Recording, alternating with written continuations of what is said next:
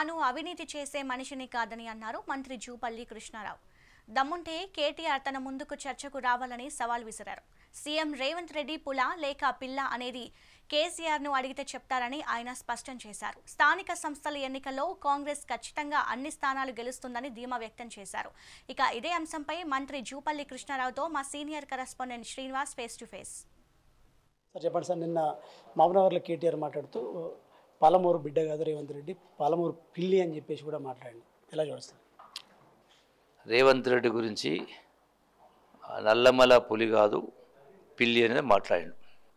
రేవంత్ రెడ్డి పులియా పిల్లి అనేది 2023 ఎన్నికల రిజల్ట్ తోటి స్పష్టం కాలేదా? ఆ పంజాబ్ పడితేనే కదా బీఆర్ఎస్ పార్టీ మట్టి గరిచింది, మర్చిపోయినట్టుంది. రేపు స్థానిక సంస్థల ఎన్నికల్లో మళ్ళోసారి పంజాబ్ విసిరితే మళ్ళీ జ్ఞాపకం వస్తుంది, చేస్తాం.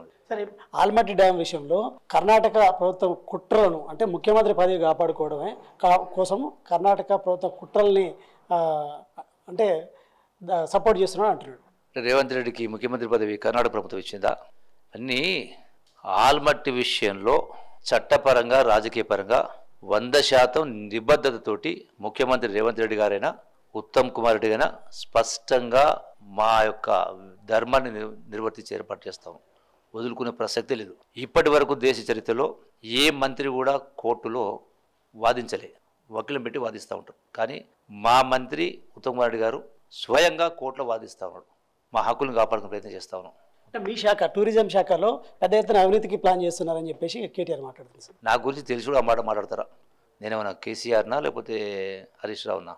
100% ఏది చేసినా చట్ట ప్రకారమే చేస్తాం, రూల్స్ ప్రకారం చేస్తాం. చివరికి సార్, లోకల్ బాడీ ఎన్నికలకు సంబంధించి షెడ్యూల్ విడుదలైంది. సో ఒకవైపు బీజేపీ ఆరోపిస్తుంది నిజంగా కాంగ్రెస్ కుట్రకు తెరలేపింది, నిజంగా బీసీలకు 42% రిజర్వేషన్ అమలు చేసి చిత్తశుద్ధి ఉందా లేదా అని ప్రశ్నిస్తుంది సార్. ఈ సందర్భం కూడా ఎలా చెప్పారు? బీజేపీ ప్రశ్నిస్తుందా?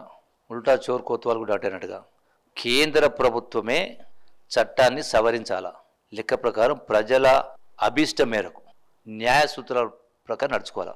రాజకీయ కోణంలో వాళ్ళు చేస్తూ అయినా మా పోరాటం మేము 42% ప్రకారం ముందుకెళ్లే కార్యక్రమం చేస్తున్నాం. Thank you sir. మొత్తంగా ఏదైతే కేంద్ర ప్రభుత్వ కుట్రలను అడ్డుకునైనా సరే మేము 42% బీసీలకు రిజర్వేషన్ విషయంలో కూడా ముందుకెళ్తున్నాం. ఖచ్చితంగా స్థానిక సంస్థల ఎన్నికల్లో బీసీలకు 42% రిజర్వేషన్ అమలు చేస్తామంటూ కూడా మంత్రి జూపల్లి కృష్ణారావు అంటున్నారు. Cameraman Srikanth, Srinivas, mega 9 TV, Hyderabad.